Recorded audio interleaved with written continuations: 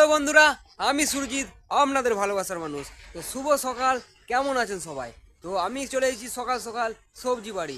তো আমাদের যে সবজিগুলো লাগানো হয়েছিল আমি সেইগুলি আপনাদেরকে দেখাবো যে সবজিগুলো এখন কেমন হয়েছে। চলুন দেখে নিন। এগুলো হচ্ছে আলু গাছ। আলু গাছগুলো এত বড় বড় হয়ে গেছে।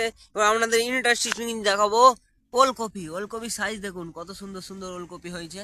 এখানে ছোট আছে, এখানে একটা হয়েছে বড় পাড়া, এখানে একটা হয়েছে বড় পাড়া। তো দেখে নিন ওলকপির সাইজগুলো দেখুন একবার, শুধু দেখলে মন ভরে যাবে, খেতে মন হবে। ওহ, লাভলি লাভলি, দেখুন শুধু দেখুন। আর এইদিকে আছে টমাটম গাছ। টমাটম গাছগুলো এরকম বড় বড় হয়ে গেছে।